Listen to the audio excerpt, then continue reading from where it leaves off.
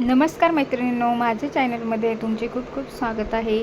तर मैत्रिणींनो, आज आपण पाहणार आहोत सोयाबीन वडीचा पुलाव कसा करायचा ते व्हिडिओ शेवटपर्यंत नक्की बघा, स्किप करू नका।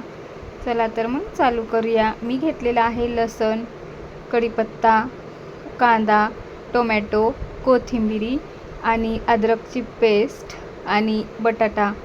तर पहिले आपण याच्या कुकर ठेवलं, त्याच्यामध्ये 2 टेबलस्पून तेल टाकलेलं आहे। आपल्याला जास्त तेल लागत असेल जास्त टाकू शकता।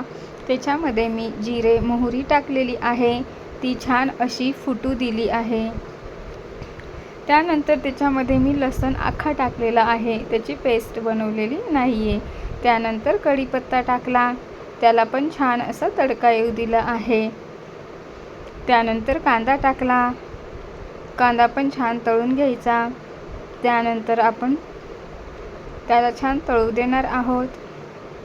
त्यानंतर बटाटा टाकायचा आहे। त्यानंतर बटाटा पण छान असा खाली परतून घ्यायचा। अद्रक टाकायची आहे आणि त्यानंतर बटाटा पण टाकायचा आहे, छान परतून घ्यायचा आहे।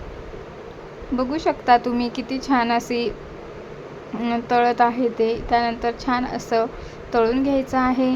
त्यानंतर परत टोमॅटोचे पीस टाकायचे आहेत, त्याला पण असे खालीवरी करून घ्यायचे आहेत।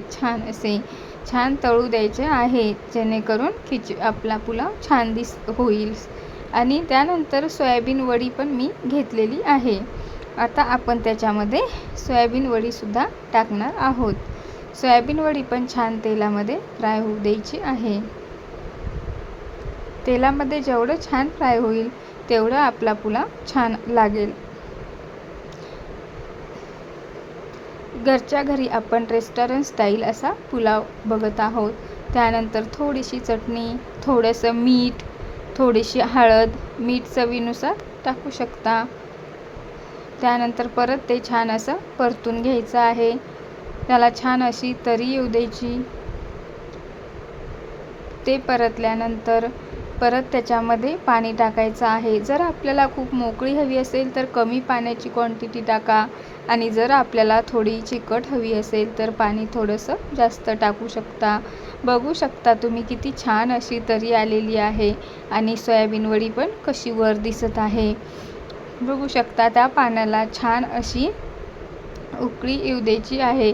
आपण जर पाण्याला उकळी येऊ दिली तर आपला पुलाव आणि किंवा खिचडी खूप छान होते। त्यानंतर कोथिंबीर कट करून बारीक टाकलेली आहे।